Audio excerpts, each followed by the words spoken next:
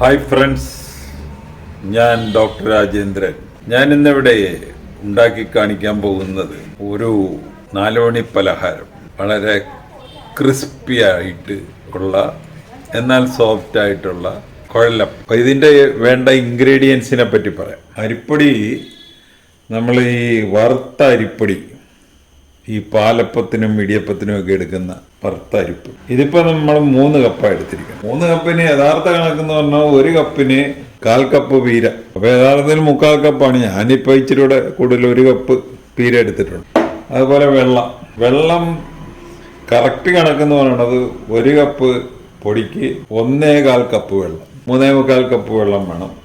ഈ വെള്ളമൊക്കെ ഒരു ഇച്ചിരി കൂടിപ്പോയെന്ന് പറഞ്ഞൊന്നും സംഭവിക്കും. ഇത്ര ഉള്ളി വേണം, വെളുത്തുള്ളി വേണം, ജീരകം വേണം, ആവശ്യത്തിന് കറുത്ത എള്ള്, പിന്നെ വറുക്കാനുള്ള എണ്ണ. അപ്പൊ ആദ്യം നമ്മൾ ഈ പ്ലേറ്റിലിരിക്കുന്ന സംഗതികളും ഈ തേങ്ങായും കൂടെ ചേർത്തൊന്ന് അരച്ചെടുക്കണം. ഒരു 1/4 കപ്പ് വെള്ളവും ചേർത്തിട്ട് ഒന്ന് അരച്ചെടുക്കണം. ആ ഉള്ളിയൊക്കെ ഇതിൻ്റെ അകത്തോട്ടൊന്ന് അരിഞ്ഞിട്ടിരിക്കണം, അല്ലെങ്കിൽ ചില ഉരുണ്ട ഉള്ളിയൊക്കെ അരയാതെ കിടക്കും. എന്നിട്ട് തേങ്ങയും കൂടെ ഇട്ട് അരച്ചെടുക്കുക. നമ്മൾ ആദ്യത്തെ ഇൻഗ്രീഡിയൻസ് ഒന്ന് ശരിക്കും അരച്ചെടുത്തിട്ടുണ്ട്. അപ്പോൾ അതിലെന്തൊക്കെയാണ് ഉള്ളതെന്ന് പറഞ്ഞാൽ തേങ്ങ, ആവശ്യത്തിന് ഉപ്പ്, ഉള്ളി, വെളുത്തുള്ളി, ജീരകം ഈ വെള്ളത്തിലോട്ട് ഒഴിക്കുക. നല്ലപോലെ മിക്സ് ചെയ്യുക. ആ പൊടി കൂടെ അതിൻ്റെ അകത്തോട്ട് ഇട്ട് ഇനി ഒട്ടും കട്ടയില്ലാതെ ആ സമയത്ത് ഉപ്പൊന്ന് നോക്കാം. പക്ഷെ ഇപ്പം നോക്കിയിട്ട് അത്രയും കാര്യമില്ല എന്ന് പറഞ്ഞാൽ ഇത് വറ്റാനുള്ളത്, ഈ വെള്ളം വറ്റിക്കാനുള്ളത്. ഒട്ടും കട്ടയില്ലാതെ കലക്കണമെങ്കിൽ നമ്മൾ കൈ കൊണ്ട് തന്നെ കലക്കണം. ടേബിൾ സ്പൂൺ വെളിച്ചെണ്ണ ഇതിലോട്ട് ഒഴിക്കും. ഇനിയാണ് ഇതിൻ്റെ ഏറ്റവും ടഫായിട്ടുള്ളൊരു പരിപാടി എന്ന് പറഞ്ഞാൽ ഇത് കുറുക്കി ഇത് വറ്റിക്കണം. ഇതിൽ വെള്ളം വറ്റിച്ച് ഇതൊരു ചപ്പാത്തി പരുവാക്കണേ. അപ്പോൾ ഞാൻ എടുത്തിരിക്കുന്നത് ആ പ്രഷർ കുക്കറിൻ്റെ ആ ജാറിലാണ്. അപ്പോൾ അതുകൊണ്ട് ഇതിൽ വെച്ച് തന്നെ നമുക്കത് വേവിക്കാം. അപ്പോൾ തിളക്കം വരെയൊക്കെ നമുക്ക് ഹൈ ഫ്ലെയിമിലിടാം. പിന്നെ തിളച്ച് വറ്റി തുടങ്ങിക്കഴിഞ്ഞ് കഴിഞ്ഞാൽ ഇത് ലോ ഫ്ലെയിമിലിടുന്നതായിരിക്കും നല്ലത്.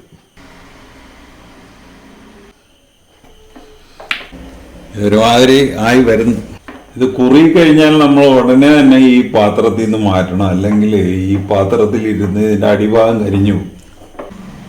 ഈ പരുവത്തിൽ ഇത് ഈ പ്ലേറ്റിലോട്ട് മാറ്റണം. ചപ്പാത്തി മാവിൻ്റെ പരുവായിട്ടുണ്ട്. അപ്പം ഇതിനി കുറച്ച് നേരം മൂടി വെക്കുക, അത് നാറട്ടെ, എന്നിട്ടേ നമുക്കിത് കൈകാര്യം ചെയ്യാൻ പറ്റും. അപ്പോൾ ഇനി ഇത് ഒന്ന് ലാസ്റ്റ് നമ്മൾ കൈകൊണ്ട് കുഴക്കുമ്പോൾ ആ എള്ളും കൂടെ ഇട്ട് കൊടുക്കണം. അപ്പോൾ ആ എള്ള് നമുക്കൊന്ന് പൊട്ടിച്ചെടുക്കാം.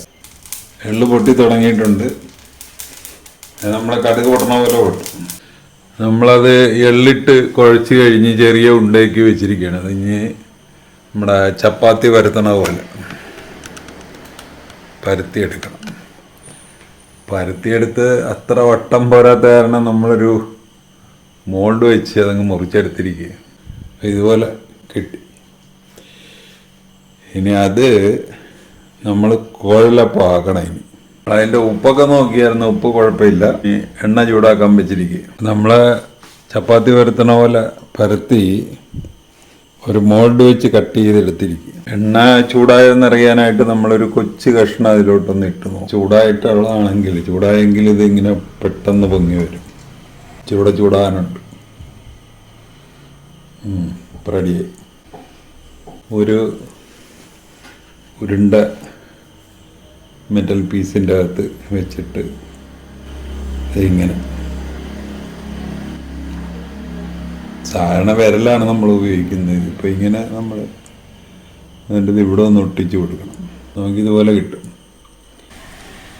ഇതിൻ്റെ പുറത്തൊരു ഇച്ചിരി എണ്ണ തേച്ച് കൊടുക്കുക. ഇതുപോലെ കിട്ടും.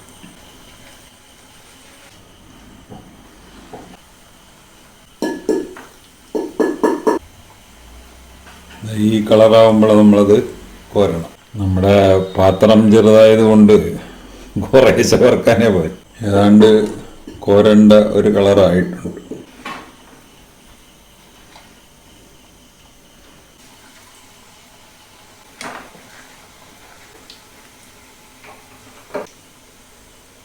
ഇന്നത്തേതിൽ നമ്മുടെ ലാസ്റ്റ് അതൊന്നുകൂടെ കാണിച്ചു തരാം. ഇതുപോലൊരു റോഡ് വെച്ചിട്ട്, സിലിണ്ടറിക്കൽ റോഡ്, എന്നിട്ട് ഈ ഭാഗത്തൊരു ഇച്ചിരി വെള്ളം തേച്ച് കൊടുക്കുക. ശരി കൊട്ടിയിരുന്നോളൂ. ഇവിടെ കുഴലപ്പം റെഡിയായി.